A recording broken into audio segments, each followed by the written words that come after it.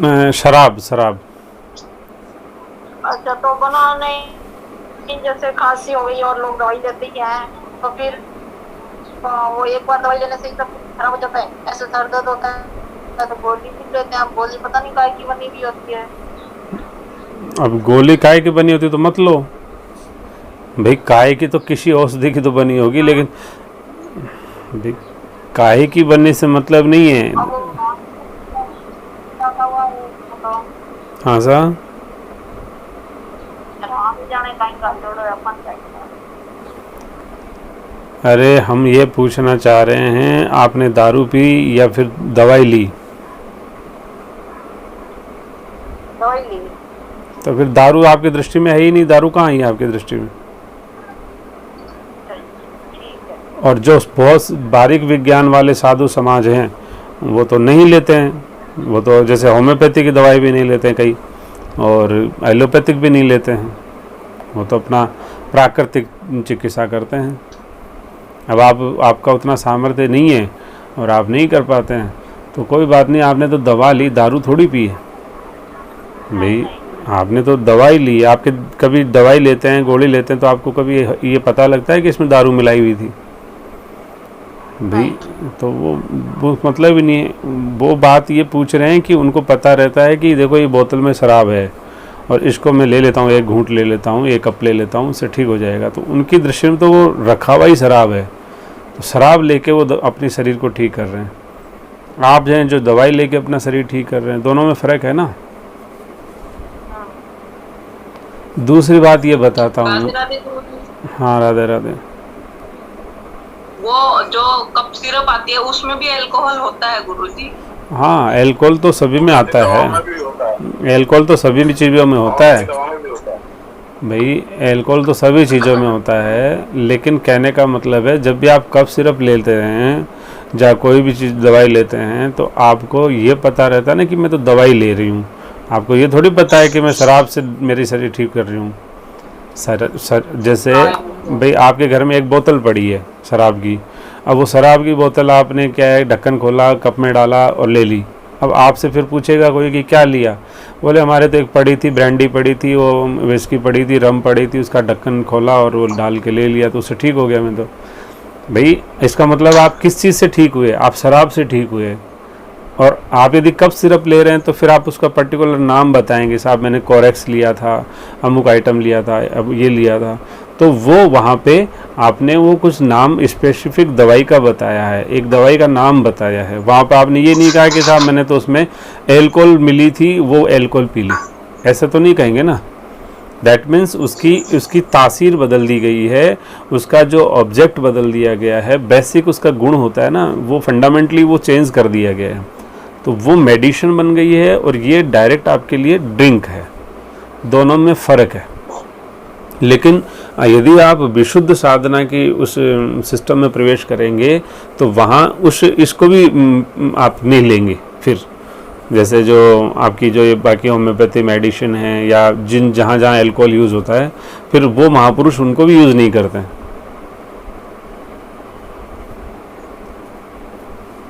समझ में आई कुछ बात? जी जी। हाँ राधे राधे। हाँ राधे राधे।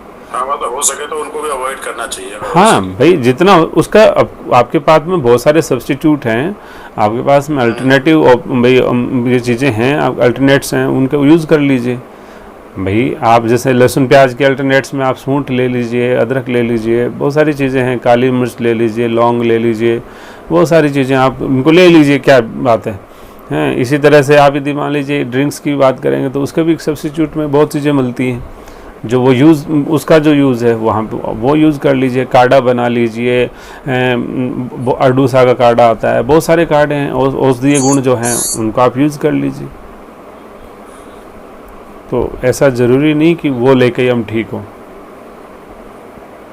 और सबसे बड़ी कमी क्या है कि ड्रिंक कैसे ख़तरनाक है कि एक तो बहुत ही एक्सपेंसिव होती है, जो भी इसको करते हैं रूटीन में वो जानते होंगे कि कितना ये खर्चा करती है, और जिनकी आदत हो जाती है फिर वो पार्टी देते भी हैं।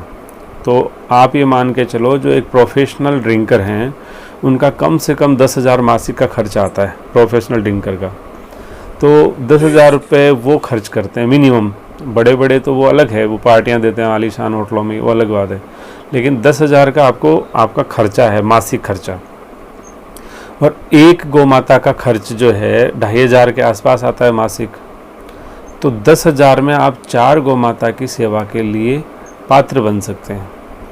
तो 4 गौ माता की सेवा करना और एक ड्रिंकर अपने जीवन के उस आनंद का अनुभव कर रहे, ये दोनों ही क्या मतलब है कि क्या चीज़ है आप और फिर आपके पास जो भी संपत्ति है वो स्वामी की है, वो आपकी अपनी तो है नहीं। तो प्राप्त संपत्ति का आपने दुरुपयोग भी किया है, तो कालांतर में आपके पास में संपत्ति आएगी नहीं, ये याद रखिए। इस जीवन में यदि आपका जीवन ऐसा है तो भविष्य में आपको वो अवसर नहीं मिलने वाला वापस। तो ये भी एक बड़ी चीज़ है।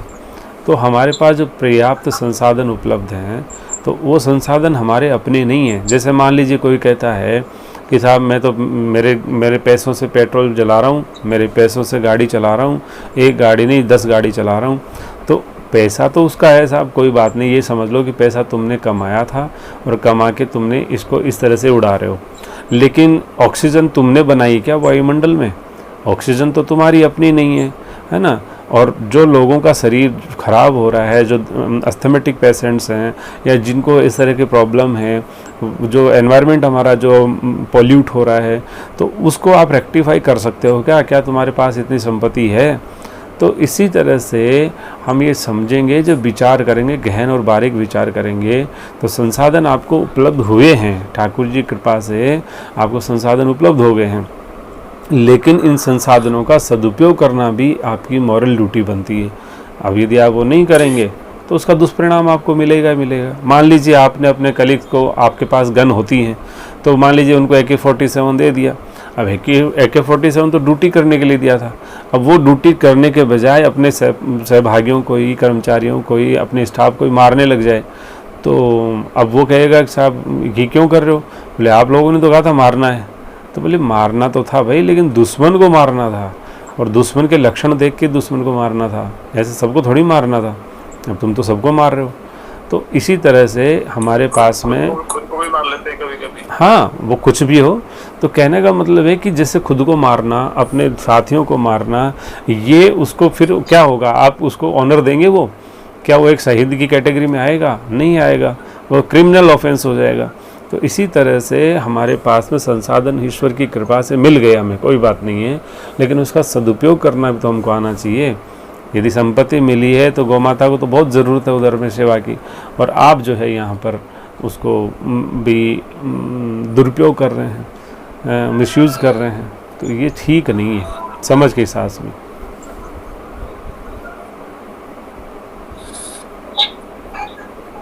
तो इसलिए लीकर बहुत खतरनाक है। अभी तो प्रण ले लिया, पहले था जी। क्या कह रहे हैं? आवाज़ नहीं आई।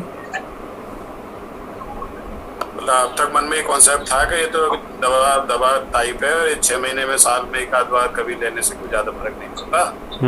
तो ऐसा सोचते थे, ऐसे रेगुलर तो नहीं थे हम लोग, बट इतना मन में था कि चलो कभी कभार ले लो, 6 महीने में ले लो, साल में ले लो, बहुत ज़्यादा नुकसानदायक नहीं है, ऐसा सोचते थे। हाँ, तो 6 महीने से लेंगे तो आपकी साधना निल रहेगी सदाई। 6 महीने तक आप साधना करो और 6 महीने बाद एक घूंट ले लो तो बराबर हो जाएगा जितना किया हुआ। जी जी जी। और फिर 6 महीने करो, फिर बार ले लो, फिर बराबर हो जाएगा। यानी कि आप तो लेने की बात कर रहे हैं। यदि शराबी स्पर्श कर जाए तो स्नान करने का विधान है, स्नान करना चाहिए। जैसे हम कब्रिस्तान में गए हों, जैसे हम किसी के भी ऐसे कार्यक्रम में गए हों और फिर आके स्नान करना पड़ता है, ऐसे शराबी को स्पर्श करने से हमारे को स्नान करना चाहिए। और शराबी के स्पर्श मात्र से भी भजन की गति जो है वो न्यूनता आ जाती है। और ऐसा नहीं कि 6 महीने बाद पता लगता है, आपको उसी दिन पता लग जाएगा, सेम डे। आप प्रैक्टिकल करके देखो किसी को।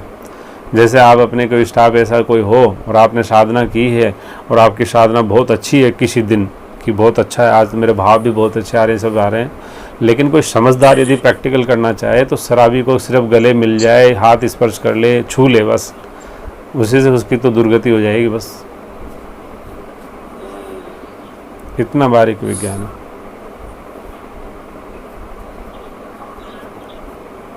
चलो जी, मन का डाउट क्लियर हो गया। ठीक है, राधे राधे। जी राधे राधे।